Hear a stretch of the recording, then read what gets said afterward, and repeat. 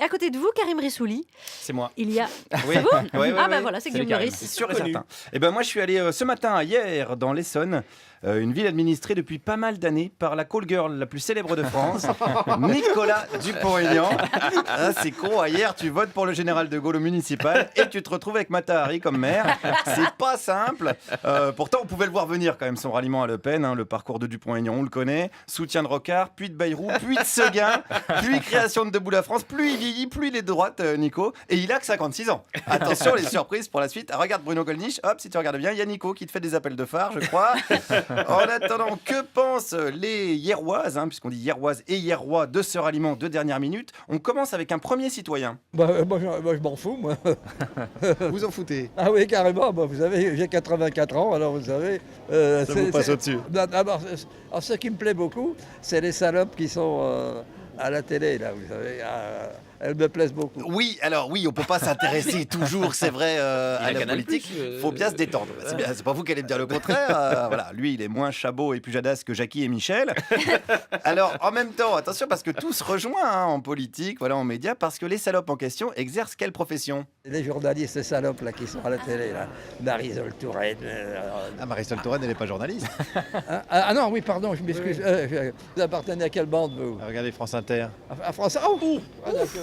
Ça vous a fait peur du coup? Non, à ce moment-là, je n'ai pas de conversation avec vous autres. Oh là là, ouais, c'est bien dommage parce qu'on aurait voulu en savoir plus. C'est rare de tomber sur un expert hein, comme ça au hasard d'une rue. Alors, bon, bah oui, c'est dommage. Alors, c'est pas grave.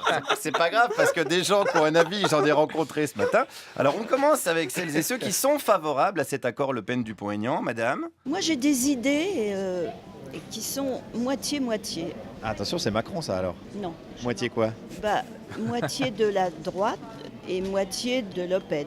Ah oui, d'accord, vous êtes moitié droite, moitié extrême droite. Oui. Oui, alors là, c'est pas le nini, c'est le et. Hein, c'est un espace entre la droite et l'extrême droite. C'est serré, hein.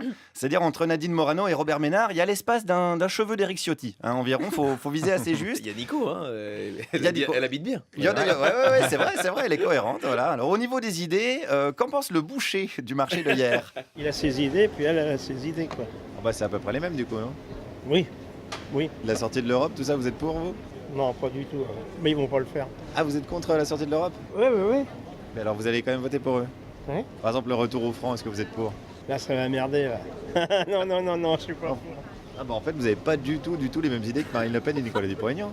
Ah si, c'est bien. Qu'est-ce qu'ils ont fait? Qu'est-ce qu'ils ont fait de bien? Bah, de se regrouper, quoi. Ah, d'accord, ok. Non, c'est d'accord. C'est une personne qui est simplement fan de regroupement. Voilà, il adore quand les gens se regroupent. Alors là, faut faire C'est du pour ça qu'il rugby. votera jamais socialiste. C'est vrai. Mais il faut faire du rugby, voilà. C'est une élection présidentielle, là. C'est pas celle du meilleur demi-de-mêlée du top 14. Alors, passons désormais à ceux que ce regroupement a surpris. C'est pas la personne qu'on connaissait, en fait. C'est ça qui est troublant. C'est vraiment... Non, on n'a pas dû reconnu, on a l'impression que c'est quelqu'un d'autre. Je sais pas, elle a dû boire une potion magique qui l'a troublée dans l'autre sens. Qu'est-ce que c'est que cette C'était histoire? de la potion magique. On suppose qu'il a dû avoir quelque chose parce que, comme on disait avec monsieur, quand on l'a vu dimanche, c'est plus la personne qu'on connaît. C'est peut-être du GHB, peut-être que Marine Le Pen a mis du GHB dans son vin. Peut-être. Ah, voilà une explication plausible. Il fait moins le malin, le Rissouli, là, hein, le prétendu spécialiste de la politique. Hein, merdia crasseux. Pardon, excusez-moi, je traîne trop avec l'extrême droite en ce moment. Bon, continuons avec un autre citoyen, alors qui ne porte pas le général de Gaulle dans son cœur, c'est le cas de le dire. Enfin, moi, je me suis assis depuis longtemps sur De Gaulle. Vous êtes assis sur De Gaulle? Ah oui, j'étais anti-gaulliste toute ma vie. Ah oui? Ah oui. Pourquoi Je vais alors? vous dire pourquoi. Premièrement, j'ai connu l'Algérie. Passez pas tout ça à la radio. Hein. Ah bah, c'est-à-dire que c'est un peu gonflé quand tu parles avec un micro France Inter devant le museau, c'est compliqué de dire qu'on n'a pas envie de passer à la radio. Moi, je veux bien tu vois, faire des efforts pour assumer un regard critique vis-à-vis des médias, mais jusqu'à un certain point. Alors bon, j'ai continué quand même, parce qu'il était sympathique, ce même monsieur, et il a fini par me raconter un petit peu sa vie, et notamment une discussion avec sa mère quand il avait 20 ans. Elle me dit, c'est plus possible, tu ailles à l'école, il faut que tu trouves du travail. Et j'avais deux voisins.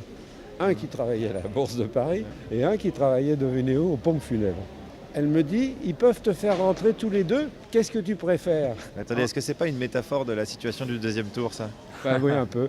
La bourse ou la vie? Voilà. Et oui, le CAC 40 ou les pompes funèbres, finalement, on est pile dans la situation. Comme Nicolas Dupont-Aignan, d'ailleurs, qui a peut-être réalisé une bonne opération financière en rejoignant Le Pen, mais a peut-être bien également signé sa mort politique.